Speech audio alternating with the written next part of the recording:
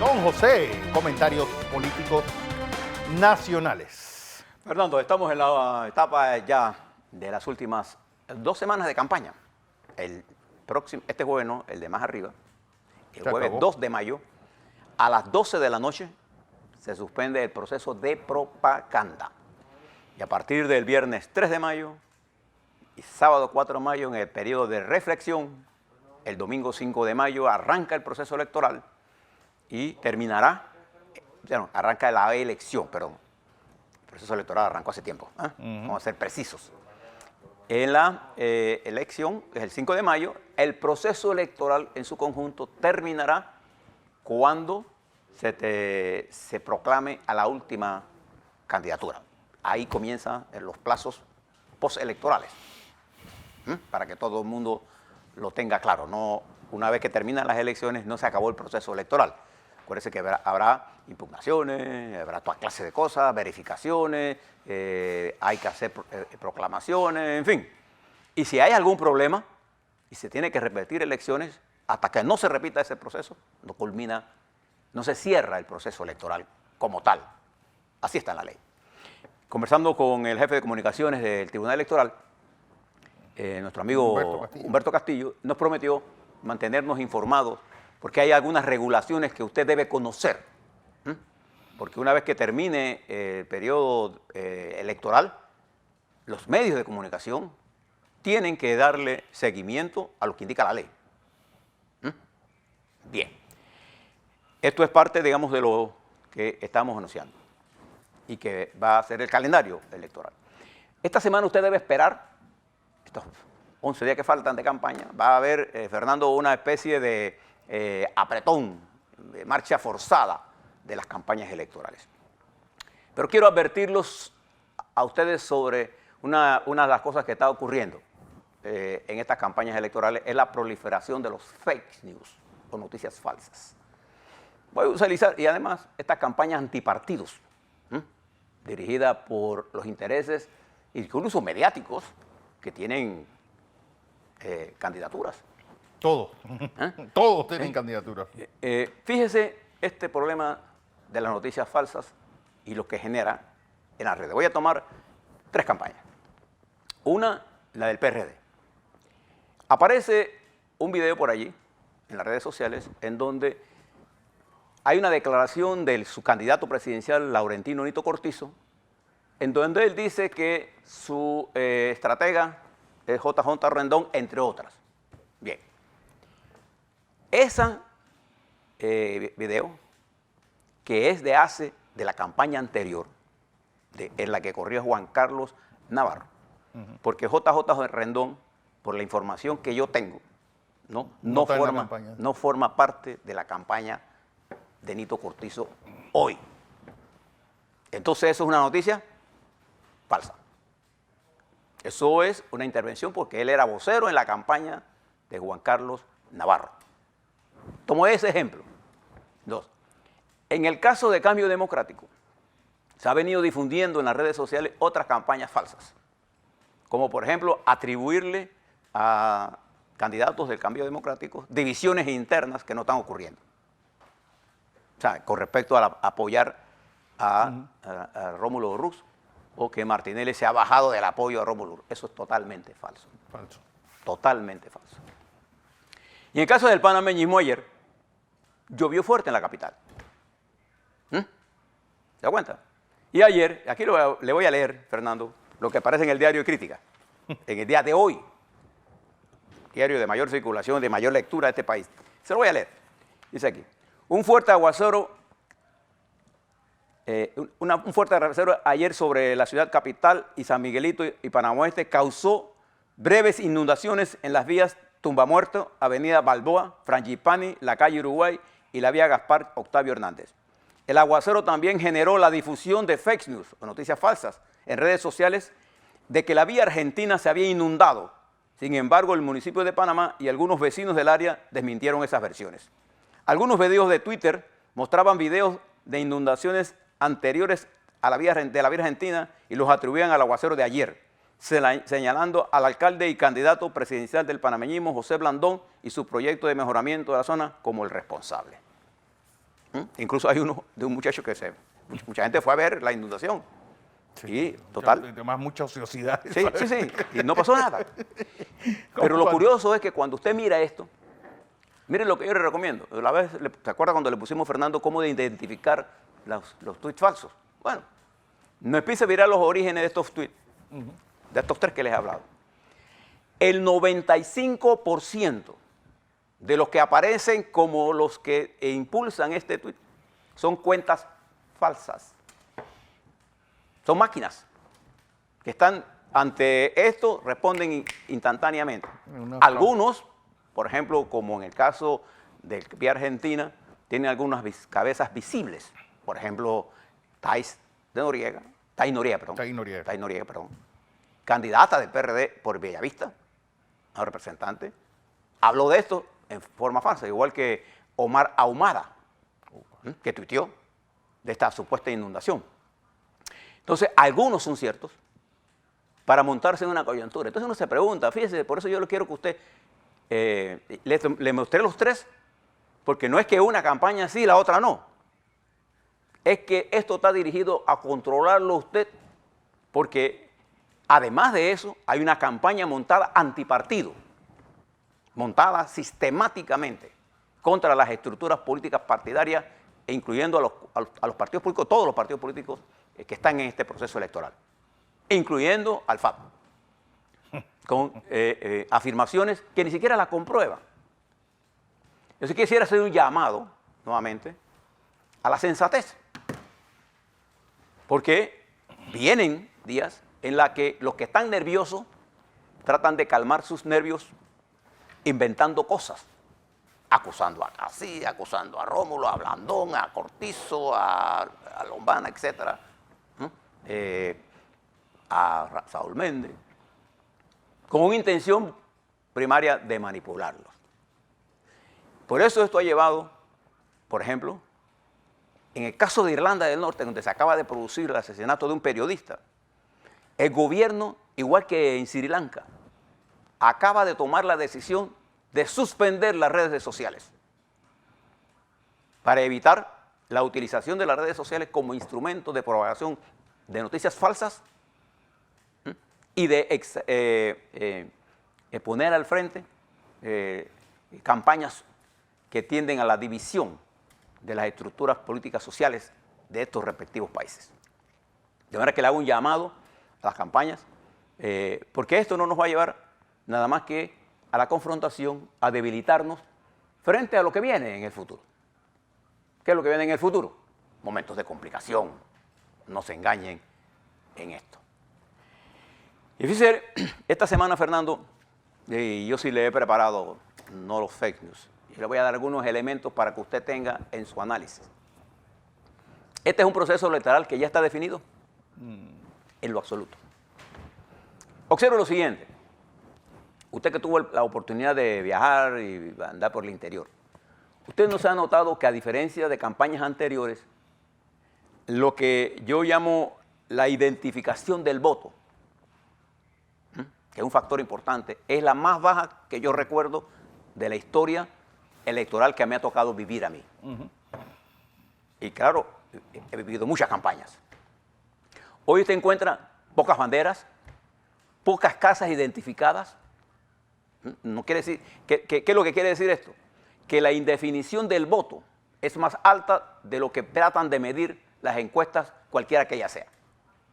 Bueno, la de hoy, por ejemplo, la Estrella no tiene indeciso. Bueno, eso es falso. No importa quién la haya publicado. En este momento, por lo que usted está mirando, el nivel de indeciso es más alto de la historia nacional. Por una razón muy sencilla. Los números no hablan por sí solos. Los números son expresión de una dinámica política existente. Y una de las características de este momento es la indecisión, que es impulsada por el grado de incertidumbre. Hay gente que no mira esto en el análisis. Cuando el nivel de incertidumbre es alto, el riesgo de acertar en la realidad es mayor. Y es por eso que cuando la incertidumbre es alta, por ejemplo, en materia financiera, el riesgo lo que impone es un país con mayores costos en el dinero, un país con menores niveles de inversión. Cuando la incertidumbre es alta en la política, lo que esto impulsa entonces es el abstencionismo, la indefinición. Y ahora ustedes se preguntan, ¿hay o no un alto nivel de incertidumbre política en el país? Claro que lo hay. La más alta. ¿Por qué? Porque sistemáticamente hemos venido destruyendo la estructura política. Hemos venido destruyendo, me refiero a los dirigentes y nosotros, que en forma irresponsable repetimos cosas sin los análisis respectivos. Entonces, la identificación del voto le está indicando a usted por dónde van las cosas. La otra cosa que usted tiene que mirar es las movilizaciones del voto a nivel nacional. No ha habido grandes manifestaciones. Pero ha habido movilizaciones en las provincias y usted tiene que darle seguimiento. Le voy a dar unos ejemplos. No hay la menor duda que una de las estructuras de mayor peso en materia de movilización es la estructura del PRD. Como consecuencia, tienen mayor capacidad de movilizar y llevar gente a votar. Pero es uno de los partidos en donde la incertidumbre interna de las luchas es un factor, fíjese la palabra que dice, que podría afectar el porcentaje de votos que normalmente el PRD deposita como voto fiel, que se calcula en un 80% de los que van a votar PRD. Otro no va a votar PRD para la cabeza, va a votar, siempre votan más PRD a las bases, hacia el representante, alcalde, a diputado, que al propia cabeza presidencial. Es una cosa que usted debe tener siempre en mente. Pero ¿qué está indicando las movilizaciones, por ejemplo? Está indicando que hay áreas del país donde el cambio democrático es fuerte. Por eso es interesante mirar lo que yo llamo el factor Martinelli. La decisión que sobre Martinelli se tome con respecto a la alcaldía de Panamá afectaría el 20% del voto urbano que se encuentra en esta capital. Y esto lo va a decidir el Tribunal Electoral. Entonces usted tiene que darle seguimiento a qué va a pasar con Martinelli, por el impacto que tendrá Fernando. No, fíjese que no hablo del caso Martinelli judicial, hablo del caso de Martinelli electoral.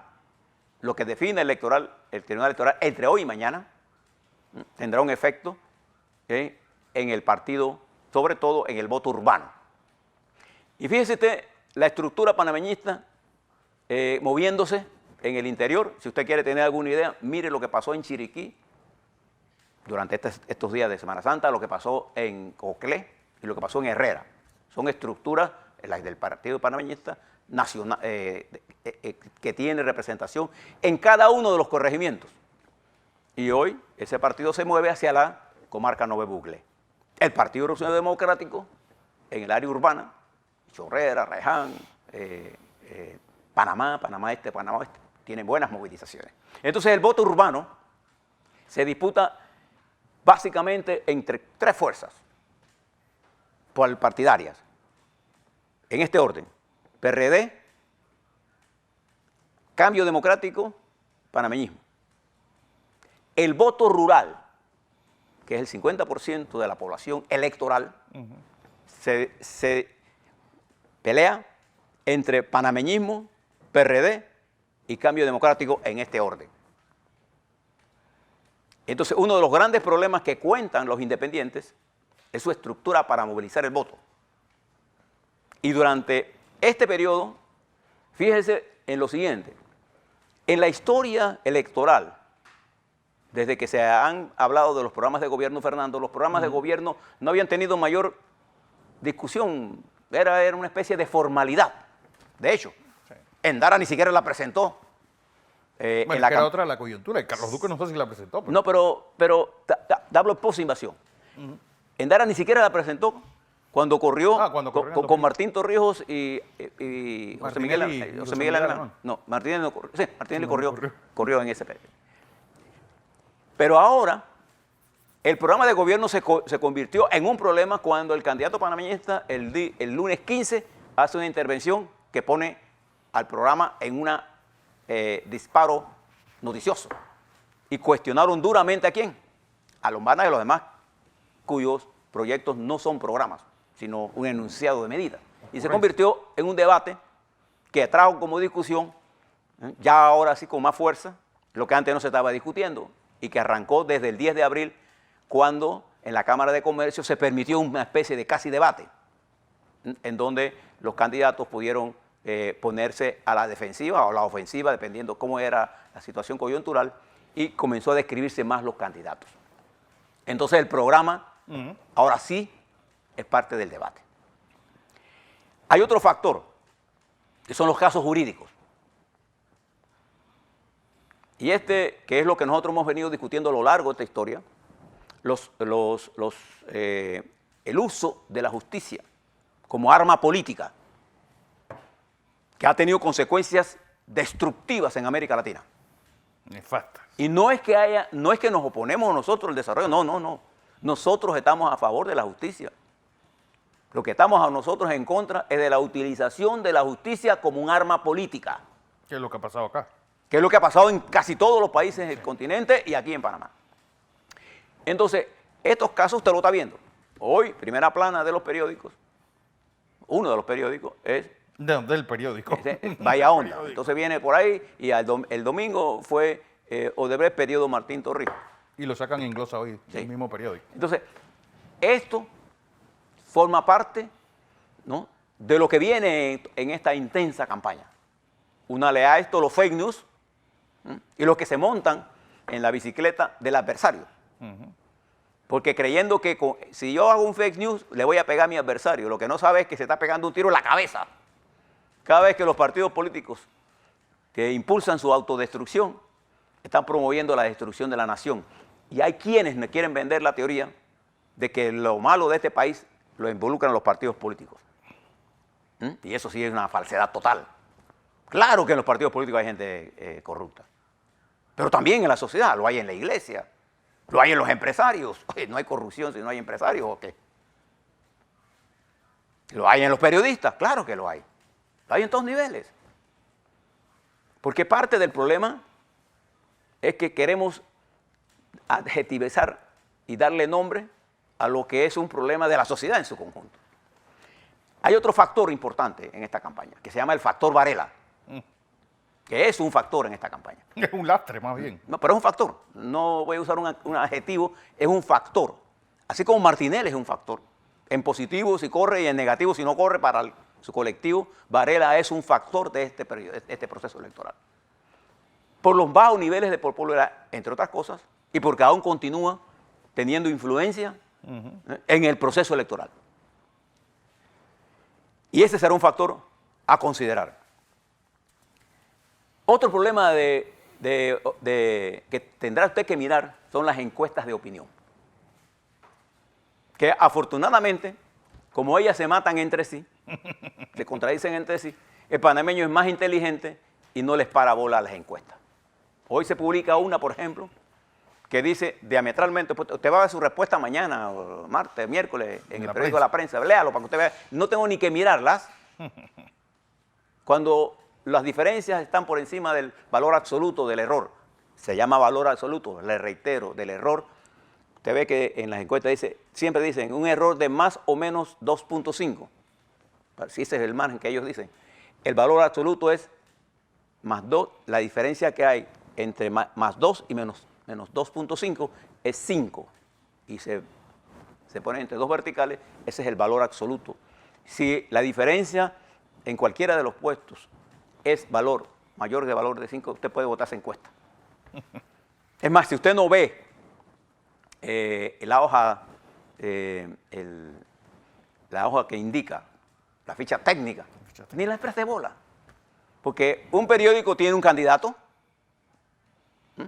La Estrella tiene un candidato que es el PRD, sin duda alguna. Y la prensa tiene un candidato que es Lombana. Es Lombana.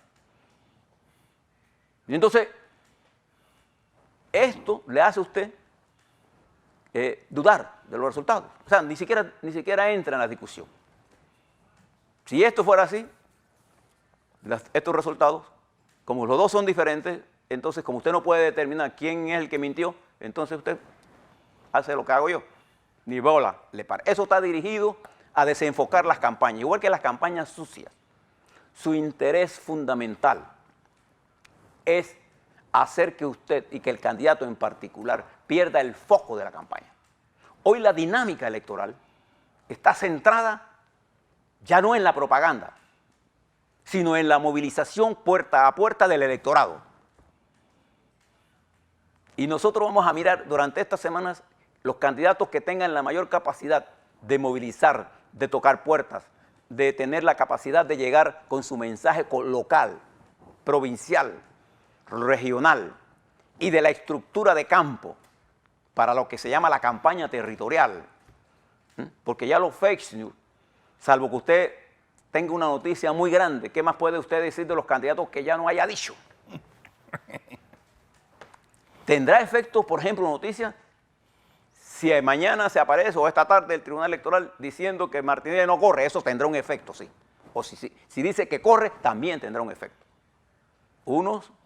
Para unos positivos y para otros negativos. Por eso nosotros a esto le vamos a dar seguimiento. Mi recomendación, no pierda el tiempo mirando encuestas. Medios de comunicación. Fíjese uno de los problemas que nosotros hemos enfrentado, Fernando, a lo largo de estos 5 años en América Latina y en Panamá en particular. Y en los Estados Unidos. Exacto. Las noticias falsas contra el presidente de los Estados Unidos son increíblemente altas. Y cuando no son falsas, son casi falsas. No son verdades. Se montó una campaña violenta contra el presidente de los Estados Unidos y a su vez él monta una campaña sucia contra los medios de comunicación. Allá en la cuna de la democracia, la verdad murió hace rato. Y en nuestro continente, los fake news que se generan, desde Perú, por ejemplo, con el amigo Urruti, ¿te acuerdas de él? Tienden efectos, se publican aquí y de aquí entran de vuelta para atrás. Igual que allá se publican y lo traemos para acá. Yo recuerdo que en España se montó toda una campaña, ¿se acuerdan? De un supuesto testigo que había dicho una cosa y resulta que eso murió en la flor. Entonces, hoy los medios de comunicación son los que validan al darle cabida irresponsable a las noticias falsas. Y entonces usted tiene un problema que, ¿cómo yo diferencio esto? Bueno, usted en vez de antes de dar retweet a una cosa, mire abajo donde dice lo que, y métase ahí, usted va viendo eso y usted ve a toda esta gente que aparece con nombre Luis Fun, no sé qué, que no tiene identificación y que tiene 100, 200 seguidores. Eso es falso. Y generalmente se siguen entre sí. Sí. Y siempre repiten la misma. Es lo mismo. Por ejemplo, mi tweet lo tienen inundado. Los call centers, tanto del PRD como del Cambio Democrático y de panameñismo y todos.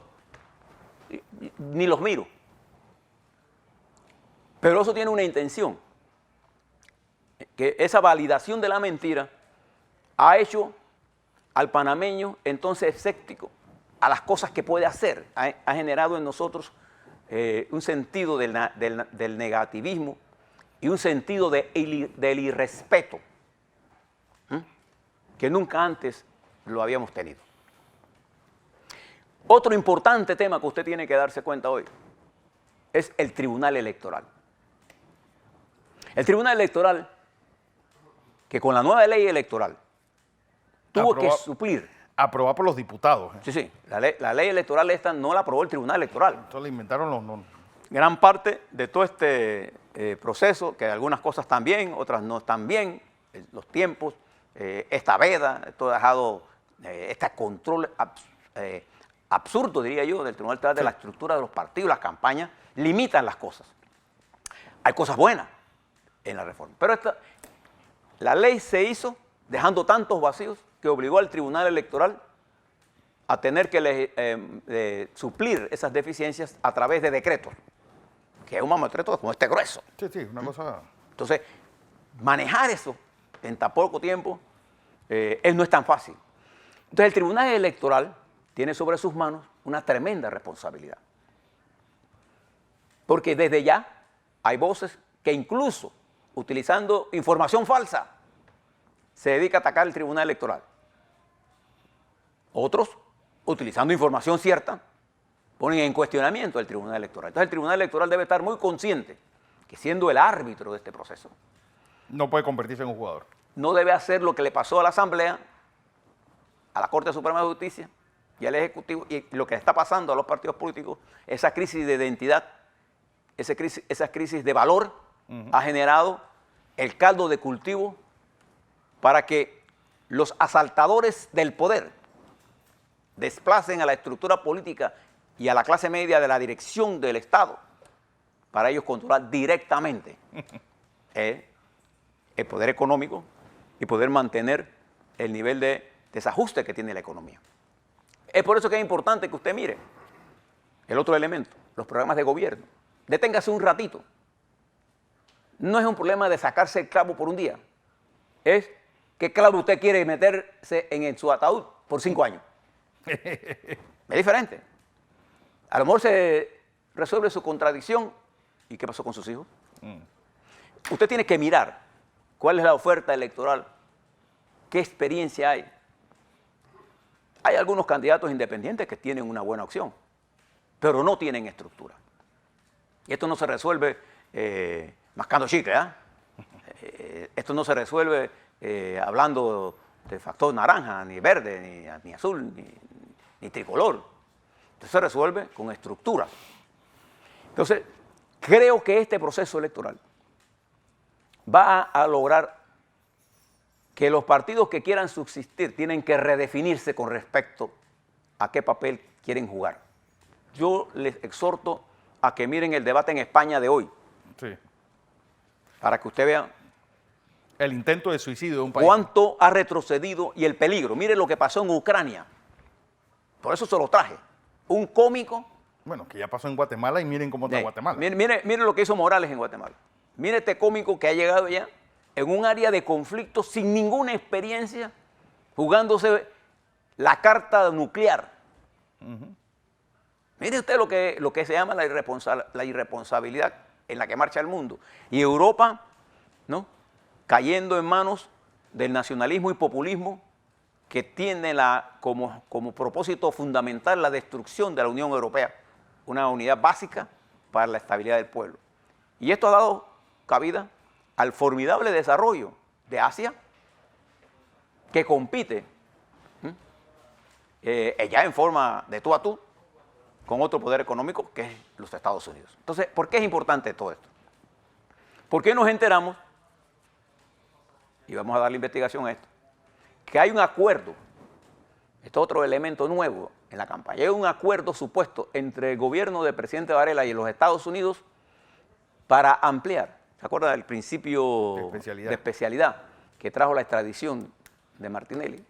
Quieren cambiarlo para ampliar el nivel de procesos que se le podrían seguir a Ricardo Martínez. No tenemos el documento, de manera que no vamos a hablar de él, pero hoy aparece publicado en el periódico La Prensa. Como ellos sí tienen acceso a esa información, vamos a esperar que lo publiquen y después les hablemos de esto. En resumen, ¿usted qué debería hacer? Primero, darse cuenta que estamos frente a una decisión de carácter estratégico. Como consecuencia, exigirle un poco a su mente, hacer el ejercicio de corroborar las cosas, de pensar con detalle y no dejarse arrastrar por lo que vimos este fin de semana. Llueve en todo el país, se inunda todo y nosotros nos enfocamos en el adversario. Yo le decía a alguien de la campaña de Blandón, si yo fuera él, no diera ninguna explicación, porque si en 25 años de vida judía, tú lo único que puedes decirme es que la vía argentina se inundó, yo no me preocuparía en lo absoluto por eso. Porque lo que está inundado es la mente de los dirigentes políticos, pero no de ideas, sino está inundado de intereses personales. Jamás en la historia nacional, ni con Belisario Porras, ni con Mayín Correa, se había construido tanto, había transformado la ciudad tanto como ahora.